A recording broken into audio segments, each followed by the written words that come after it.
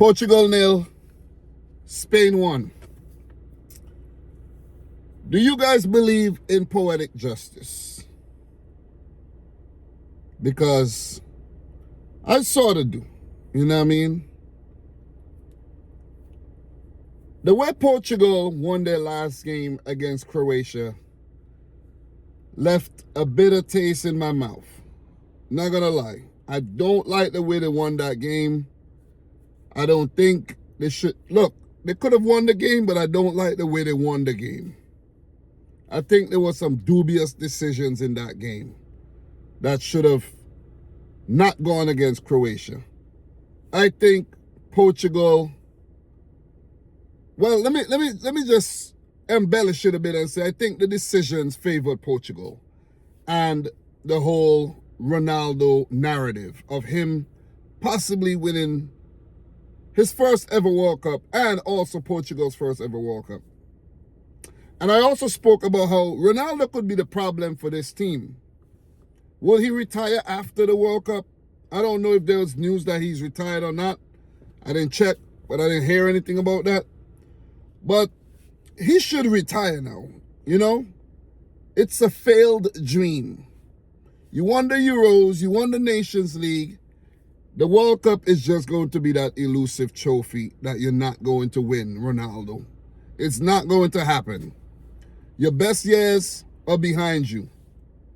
Ronaldo's had since 06, 2010, 2014. You could even say 2018, when he was still pretty much in his prime. You know, 2018, sort of a twilight. 2022, 2026 now. It's not going to happen. It ain't going to happen. And I think Roberto Martinez should have realized that and give the younger player, not a youngster anymore, but Gonzalo Ramos, the start. You know, give him the start. Give him the start ahead of Ronaldo. Bring Ronaldo off the bench to affect the game if needed. I think this whole Ronaldo thing, playing around Ronaldo, has gotten stale. Ronaldo should be a supporting act, not the main star. Not the star of the show. He should be a supporting act. You see what I'm saying? And if you look, almost every time, I can't remember off the top, but Portugal have won something, Ronaldo was not on the field. I can't remember if, I think Portugal have won 2 Nations League, right? If I'm not mistaken. But from what I know, the Euros, he wasn't on the field. And the last Nations League, he wasn't on the field. But forget about this whole Ronaldo thing. Ronaldo and Portugal lost. And it was their worst.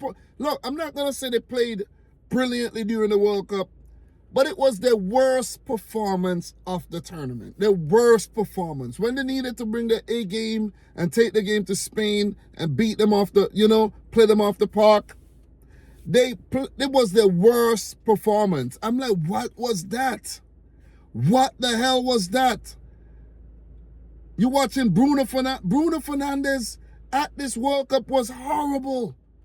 The season he had for Manchester United, he should have had a mammoth World Cup for Portugal. And Bruno Fernandes was playing like he didn't want to shoot the ball. He didn't want to take any chances. The dynamism wasn't there. You have a player like Bernardo Silva wasting away on the bench, pushing João Felix and freaking Pedro Neto. These guys were being pushed by Roberto. Roberto Martinez had no idea what he was doing. I think in terms of his defense, the defense, pretty solid. Nuno Mendes did get injured in the game too. Hope he gets well. But the defense was pretty solid. I know I'm talking a lot about Portugal because that's the biggest talking point of this game. The defense, pretty solid.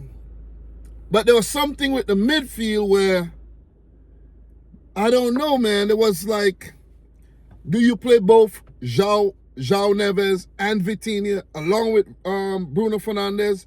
Or maybe they should have just gone with one of Vitinha or João Neves and play Bruno Fernandes, along with another attacking midfielder. You see what I'm saying? To give that creative spark to supply Ronaldo, instead of having Ronaldo coming deep to get to touch the ball.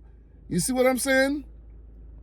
And then you could have Leao, who was the better player, the more positive player, and maybe someone else other than Pedro Neto, because he has been garbage. You know, try Guedes, try Trincao, try one of them guys. I know I may be missing some names, but Conceição looked better. Try these guys.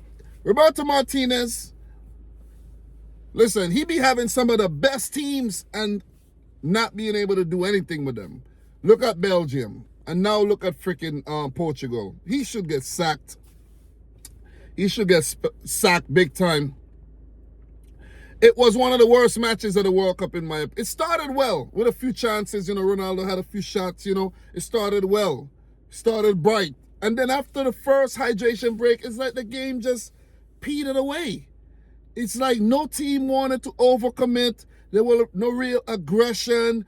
Like both teams were like they were scared to make a mistake until Spain really pressed the issue with bringing on Mikel Merino and, you know, Ferran Torres and a few other players off the bench. And look, look, it was not the most entertaining of matches, man. The game lacked entertainment value. And I'm like, okay, they're gonna play to 120 minutes on possible penalties, and then out of nothing, that goal came. That goal came for Mikel Merino, and that was Ferran Torres with the assist to pass Portugal's back line, who fell asleep momentarily and got punished. I think Portugal was shell-shocked. Most of us who was watching the game was like, okay, what the hell just happened? Wow, they just scored, you know? Spain wasn't spectacular. Spain did nothing spectacular during the game. Portugal did nothing spectacular during the game. It was just that one moment. Look, Oyarzabal had a big chance. He missed it. You know what I mean? Like, these guys there was like, listen, the quality on the day, poor. You know what I'm saying? It was poor. But that one moment of brilliance, Mikel Merino, in the back of the net, that's it. Too late. When you get hit that late in the game, very difficult to come back. And it didn't come back, man. It didn't come back. Ronaldo crying. Man, I turned off the TV after I'm like, I don't even need to watch the end of game shenanigans or whatnot. I've had enough of that game, man. You know, an unspectacular win for Spain and a spectacular failure for Portugal once again. Can't put it any other way. It's a failure. Big time. Like, you have such a talented team, man for man, and you're going to go out round of 16 after barely getting past Croatia. Barely getting past Croatia. Yeah, Portugal flopped. Put on the fraud list, big time. Guys, well done to Luis de la Fuente and Spain. They held their nerve. They were calm, cool, collected, waited for the right opportunity, and bam, goal. You see what I'm saying? Have not conceded a goal all World Cup. Unai Simon with a record, Spain with the record, have not conceded a goal all freaking World Cup, man. And if you look at their stats, decent. 15 shots, 6 on target. Portugal, 10 shots, 3 on target. And a couple of those shots on target was like way early in the match. I think Ronaldo had like bam, you know, shots on target. I can't remember the other shot, but it's like, come on, man. It's like all of that against Croatia to come against Spain and just lose like this. No fight. You couldn't, like, they didn't have enough time to like lodge a fight back, like a, you know, make the game tense at the end. Nothing. I was planning to actually make this video about 3 minutes, to be honest. I didn't mean to really talk this much, But Spain deserve it. Spain deserve it. Spain deserve it. I don't even want to call out more individuals on Spain because there ain't nothing to really talk about, really, you know what I mean? But yeah. Guys, these are my thoughts. Let me know yours down below. For Spain, their next game will be against Belgium in the quarterfinals. And yeah. I'm going to talk about the Belgium-USA game, so check out that video. So, guys, thanks a lot. I'm not excited. There's nothing to be excited about. But thanks a lot for watching. Subscribe if you didn't like the video, if you haven't yet done so. And until my next one, peace out. Rich Squad. Yeah.